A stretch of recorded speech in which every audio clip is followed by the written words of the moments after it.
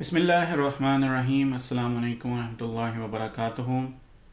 दावतुल अमीर की अगली किस्म खुशामदीद। आज हम सफ़ा नंबर 166 से शुरू करेंगे। दूसरा एतराज़ इस अकीदे पर यह पड़ता था कि हिंदू लोग एक तरफ तो अपने मज़हब को सब मज़ाहिब से अफजल करार देते हैं और दूसरी तरफ इसे सबसे पुराना मज़हब करार देते हैं। अक्ल सलीम इसे तस्लीम नहीं कर सकती कि अल्लाह ताला ने अफजल मज़हब उतार कर फिर अदना मज़हब उतारे, जबकि इंसान अपनी इब्तदाई हालत में कामिल मज़हब कबूल करने की ताकत रखता था, तो फिर बाद को इल्म व फ़नून में तरक्की हासिल करने पर उसकी तरफ अदना दीन उतारने की क्या वजह थी। बाद को तो वही दीन आ सकता है जो पहले से ज़्यादा मुकम्मल हो या कम से कम वैसा ही दीन हो।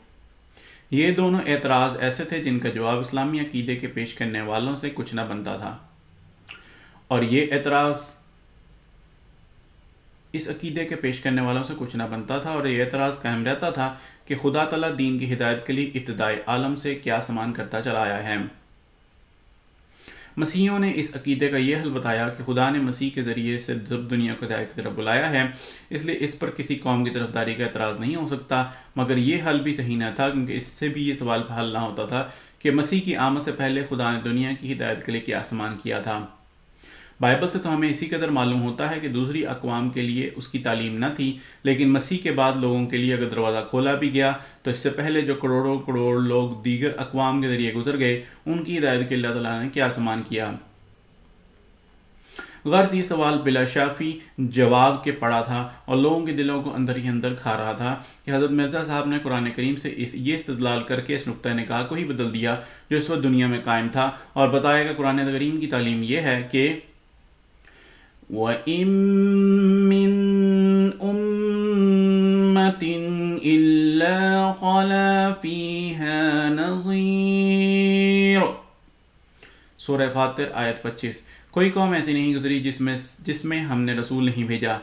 बस हर मुल्क हर कौम में अल्लाह ताला के रसूल गुजर चुके हैं। हम ये नहीं कहते कि हिंदुस्तान बिला नबियों के था, या चीन बिला नबियों के था, या रूस बिला नबियों के था, या अफगानिस्तान बिला नबियों के था, या अफ्रीका बिला नबियों के था, या यूरोप बिला नबियों के था, या अमेरिका बिला नबियों के था। ना हम दूसरी अक़वाम के बुजुर्गों का हाल सुन के उनका इनकार करते हैं और उनको झूठा करा देते हैं, क्योंकि हमें तो ये बताया गया है कि हर कौम में नबी गुजर चुके हैं।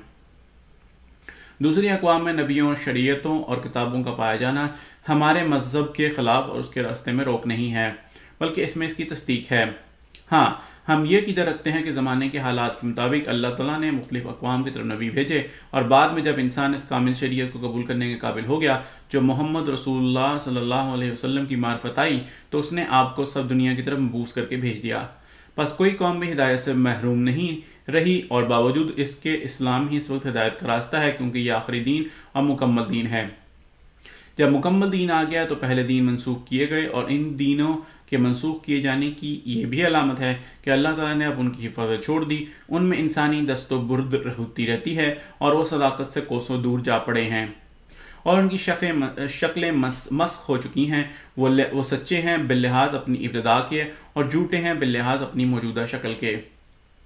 ये नुक्ता नज़र जो आप अलैहिस्सलाम ने कायम किया ऐसा है कि इससे कोई शख्स पीछे हट नहीं सकता, क्योंकि अगर इस असल को तस्लीम ना किया जाए तो मानना पड़ता है अल्लाह ताला बाज़ बंदों की हिदायत करता है और बाज़ इंसानों को बिला हिदायत के समान पैदा करने के यूं ही छोड़ देता है, और इसे अक्ल सलीम तस्लीम नहीं करती। और अगर वो इस असल को तस्लीम कर लें तो उनको इस्लाम की सदाकत का कायल होना पड़ता है, क्योंकि इस्लाम सबसे आखिरी दीन है, और इसलिए भी कि इस्लाम ही ने इस सही और दुरुस्त असल को दुनिया के सामने पेश किया है।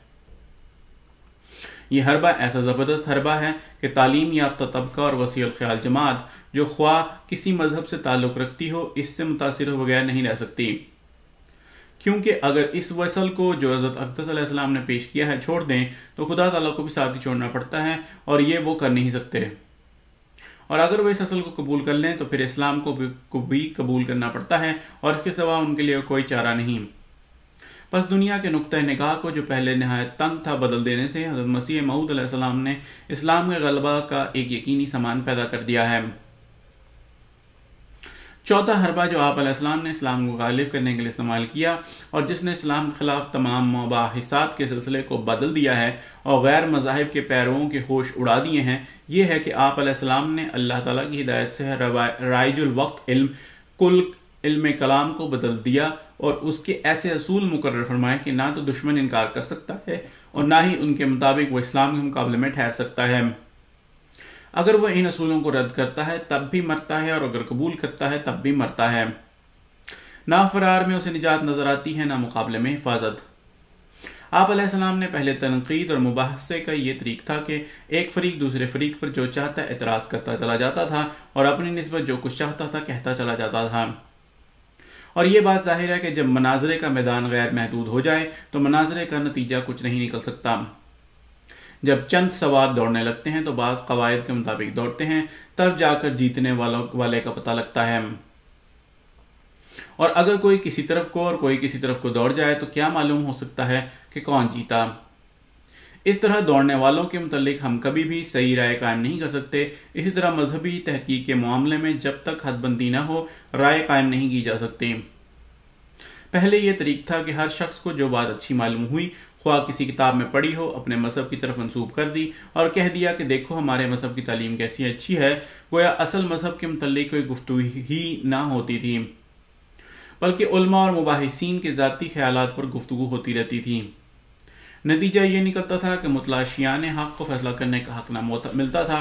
आपने आकर इस तरीका बहस को खूब वज़ाहत से गलत साबित किया और बताया कि अगर खुदा ताला की तरफ से आने वाली किताब हमारी हिदायत के लिए आई है तो चाहिए कि जो कुछ हमें वो मनवाना चाहती है वो भी उसमें मौजूद हो और जिन दलाइल की वजह से मनवाना चाहती है वो भी उसमें हमेशा मौजूद हों। क्योंकि अगर खुदा का कलाम दावे और दलाइल दोनों से खाली है तो फिर इसका हमें क्या फ़ायदा है। अगर दावा भी हम पेश करते हैं और दलाइल भी हम ही देते हैं तो फिर अल्लाह के कलाम का क्या फ़ायदा। और हमारे मज़ाहिब अल्लाह का दीन कहलाने का कब मुस्तहिक है। वो तो हमारा दीन है और अल्लाह का हम पर कोई एहसान ना हुआ, बल्कि हमने ही उसके दीन के लिए दावे तजवीज़ किए और हमने ही उन दावों के दलाइल मुहैया किए। बस ज़रूरी है कि मजहबी तहकीक के वक्त यह अमर मद्देनज़र रखा जाए कि आसमानी मज़ाहिब के दावे मदई जो दावा आपने मज़ाहिब की तरफ से पेश करें वो भी उनकी आसमानी कुतुब से हो और जो भी उनकी आसमानी कुतुब से हो और जो दलाइल हों वो भी उन्हीं की कुतुब से हों। ये असल ऐसा ज़बरदस्त था कि दूसरे अदियान उसका हरगिज़ इनकार नहीं कर सकते थे, क्योंकि अगर वो कहते कि नहीं हम नहीं कर सकते तो उसके ये मानी होते कि जो मज़हब वो बयान करते हैं वो मज़हब वो नहीं जो उनके आसमानी कुतुब में बयान हुआ है। क्योंकि अगर वो मज़हब वही मज़हब है तो फिर क्यों वो अपनी आसमानी कुतुब किताब से उसका दावा बयान नहीं कर सकते, या अगर दावा बयान कर सकते हैं तो क्यों उनकी आसमानी किताब दलील से खाली है। जब खुदा ताला ने इंसान के दिमाग को ऐसा पैदा किया है कि वो बिला दलील के किसी बात को नहीं मान सकता, तो क्यों वो ऐसे ईमान की बातें बताते वक्त ऐसे दलाइल नहीं देता जिनकी मदद से वो इन बातों को कबूल कर सके। गैर मज़ाहिब के लोग इस असल को ना रद्द कर सकते थे, क्योंकि उनके रद्द करने की ये मानी थे क्योंकि मज़ाहिब बिल्कुल नाक़िस और रद्दी हैं, और ना कबूल कर सकते थे क्योंकि ए बादशाह आपको ये मालूम करके हरत होगी कि जब असल के मातहत दूसरे मज़ाहिब का जायज़ा लिया गया तो मालूम हुआ कि करीबन 90% उनके दावे ऐसे थे जो उनकी कलामी कुतुब में नहीं पाए जाते थे, और जिस कदर दावे मजहबी कुतुब से निकलते थे उनमें करीबन 100% ही दलाइल के बगैर बयान किए गए थे। गोया खुदा ने एक बात बताकर इंसान को छोड़ दिया था कि वो अपनी वकालत से उसकी बात को साबित करे। हज़रत अक़दस अलैहिस्सलाम ने साबित कर दिया कि मुख्तलिफ मज़ाहिब के पैरों अपने दिल से बातें बना कर या इधर उधर से ख्यालात चुरा कर अपने मजहब की तरफ मंसूब कर देते हैं और इन मज़ाहिब की फ़ौक़ियत पर बहसें कर करके लोगों का वक्त ज़ाया करते हैं। क्योंकि अगर वो अपनी बात को साबित भी कर दें तो इससे ये नतीजा तो निकल आएगा कि उनके ख्यालात उनके उन मसाइल के मुतालिक दुरुस्त हैं, मगर यह नतीजा ना निकलेगा कि उनका मजहब भी सच्चा है, क्योंकि वो बात उनकी मजहबी किताब में पाई ही नहीं जाती। फिर आपने ये साबित किया कि कुरान करीम तमाम असूल इस्लाम खुद पेश करता है और उनकी सच्चाई की दलाइल भी देता है, और इसके सबूत में आपने सैकड़ों मसाइल के मुतालिक कुरान करीम का दावा और उसके दलाइल सबूत पेश करके अपनी बात को रोज़ रोशन की तरह साबित कर दिया, और दुश्मनान इस्लाम आप अलैहिस्सलाम के मुकाबले से बिल्कुल आजिज आ गए, और वह इस हरबे से इस कदर घबरा गए हैं कि आज तक उनका कोई हीला नहीं मिल सका जिससे उसकी जद से बच सकें और ना आइंदा मिल सकता है। ये इल्म कलाम ऐसा मुकम्मल और आला है कि ना इसका इनकार किया जा सकता है और ना इसकी मौजूदगी में झूठ की तायीद की जा सकती है।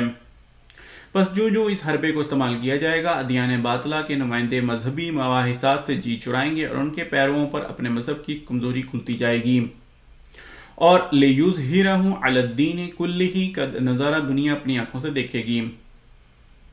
पांचवा हरबा जो हज़रत अक़दस मिर्ज़ा ग़ुलाम अहमद अलैहिस्सलाम ने चलाया और जिससे दीगर मज़ाहिब के झंडों को कुल्ली तौर पर सरनगू कर दिया और इस्लाम को ऐसा गलबा अता किया जिस गलबे का कोई शख्स इनकार ही नहीं कर सकता, यह है कि आपने बड़े ज़ोर से दुश्मनान इस्लाम के सामने ये बात पेश की कि मज़हब की असल गर्ज अल्लाह ताला से ताल्लुक़ पैदा करना है। बस वही मज़हब सच्चा हो सकता है जो मौजूदा ज़माने में खुदा ताला का पसंदीदा दीन कहला सकता है, जो बंदे का अल्लाह ताला से ताल्लुक़ पैदा करा सके और इस ताल्लुक़ के आसार दिखा सके। हम देखते हैं कि दुनिया में छोटी से छोटी चीज़ का भी कोई ना कोई असर होता है। आग अगर जिस्म को लगती है या उसके पास ही हम बैठते हैं तो जिस्म या जल जाता है या गर्मी महसूस करता है। पानी हम पीते हैं तो फौरन हमारी अंदरूनी तपिश के ज़ाहिल हो जाने के अलावा हमारे चेहरे से बशाशत और तरावत के आसार ज़ाहिर होने लगते हैं। उम्दा ग़िज़ाएं खाएं तो जिस्म फरबा होने लग जाता है। वर्जिश करने लगें तो जिस्म में मजबूती पैदा हो जाती है और ताब व तवानाई हासिल होती है। इसी तरह दवाओं का असर होता है और बाज़ दफ़ा मुज़र और बाज़ दफ़ा मुफीद पड़ता है। मगर यह अजीब बात होगी अगर अल्लाह ताला का ताल्लुक बिल्कुल बेअसर साबित हो। इबादत करते करते हमारी नाकें घिस जाएं और रोज़े रखते रखते पीठ से लग जाएं, ज़कात और सदका देते देते हमारे अम्वाल फना हो जाएं, लेकिन तग़य्युर हमारे अंदर पैदा ना हो और इन कामों का कोई नतीजा ना निकले। अगर ये बात है तो फिर अल्लाह ताला के ताल्लुक का फ़ायदा क्या और उसकी हमें हाजत क्या। एक अदना हाकिम से हमारे ताल्लुक की अलामत तो जाहिर हो जाती है कि इसके दरबार में हमें इज्जत मिलती है। इसके मातहत हमारा लिहाज करने लगते हैं। वो हमारी इल्तिजाओं को सुनता है और हमारी तकलीफ़ों को दूर करता है और हर एक शख्स इस बात को महसूस कर लेता है कि हम इसके मकबूल और प्यारे हैं। लेकिन अगर कुछ पता नहीं लग सकता तो अल्लाह ताला के ताल्लुक का कि ना उसका असर हमारे नफ्सों पर कुछ पड़ता है और ना हमारे ताल्लुकात पर। हम वैसे के वैसे ही रहते हैं जैसे कि पहले थे। गर्ज आप अलैहिस्सलाम ने साबित किया कि जिंदा मज़ाहिब में ये अलामात पाई जानी चाहिए कि इस पर अमल करने वाला खुदा ताला को पा सके और उसका मुकर्रब हो सके और खुदा ताला के मुकर्रबों में उसका क़ुर्ब पा लेने के कुछ आसार होने चाहिए।